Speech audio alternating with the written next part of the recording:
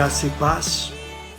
Com certeza, estamos vivendo a semana mais importante da história da humanidade, a Semana da Páscoa, quando lembramos a morte e a ressurreição do nosso Senhor Jesus Cristo.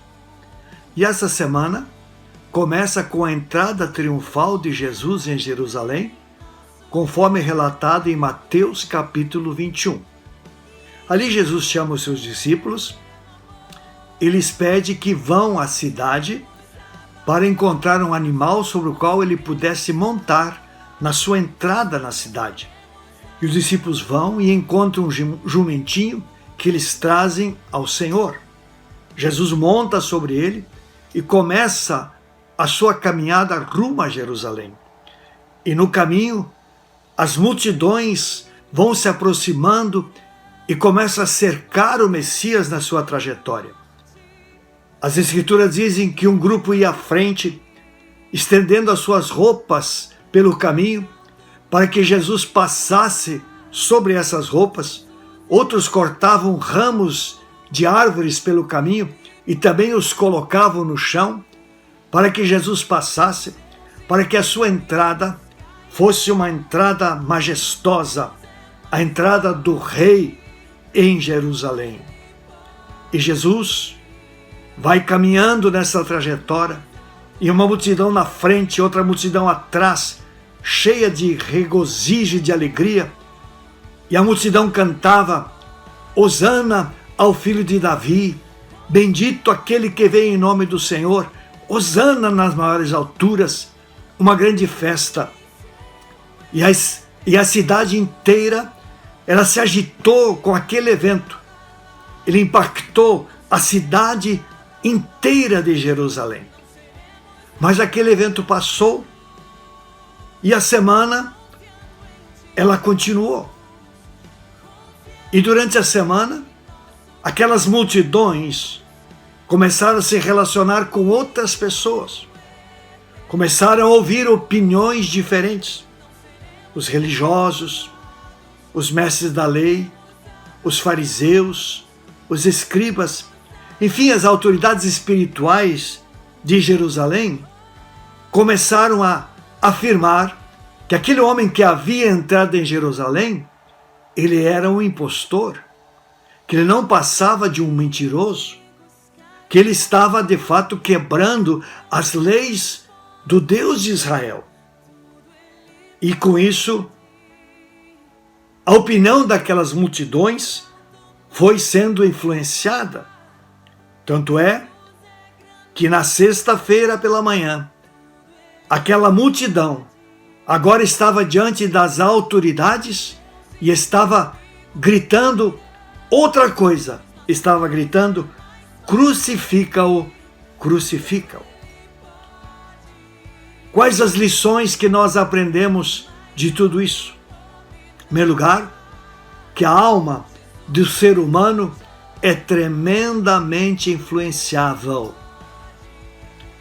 No domingo, aquela multidão estava cantando hosanas ao filho de Davi.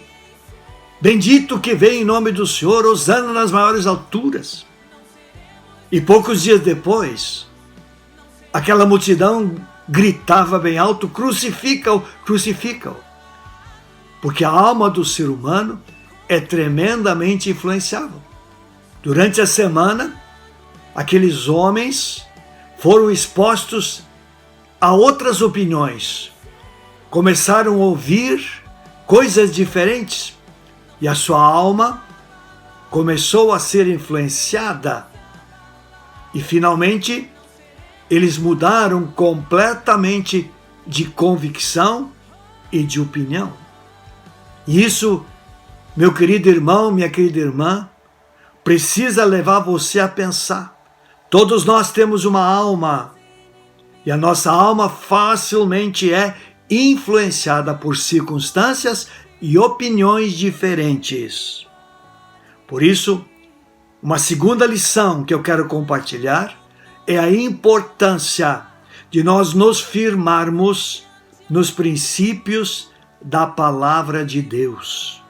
Você precisa cada vez mais mergulhar na verdade da palavra de Deus. Lá em João 17, versículo 17, Jesus diz: a tua palavra é a verdade. Para que a nossa alma não seja enganada e não oscile. Tiago fala sobre isso, lá no capítulo 1 da sua carta, que nós não devemos ser como as ondas do mar que vão e vêm.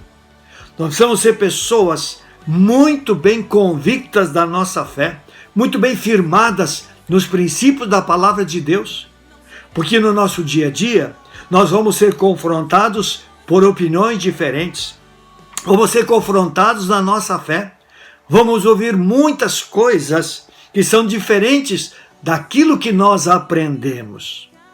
É por isso que nós precisamos estar muito bem firmados e convictos, para que a nossa alma não seja influenciada por essas coisas, mas que o Espírito controle a alma e nós sejamos um povo inabalável na nossa fé. Por isso, nessa semana da Páscoa, em que nós lembramos a morte e a ressurreição do Senhor, que nós olhemos para as multidões, que primeiro cantaram glórias e louvores ao Senhor, e depois bradaram crucifica-o, porque foram influenciados por opiniões e circunstâncias divergentes.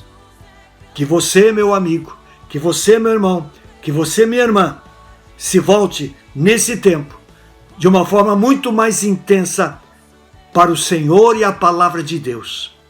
Que você, de fato, mergulhe nas verdades das Escrituras, para que o Espírito Santo, cada vez mais, ponha raízes profundas na sua fé. Que cada vez mais o Espírito Santo estabeleça um fundamento inabalável à sua vida espiritual. Porque então, venha o que vier, você sempre glorificará o Senhor, bendirá aquele que veio a este mundo, que morreu e ressuscitou para reconciliar a sua vida com o Deus eterno. Deus abençoe a sua vida.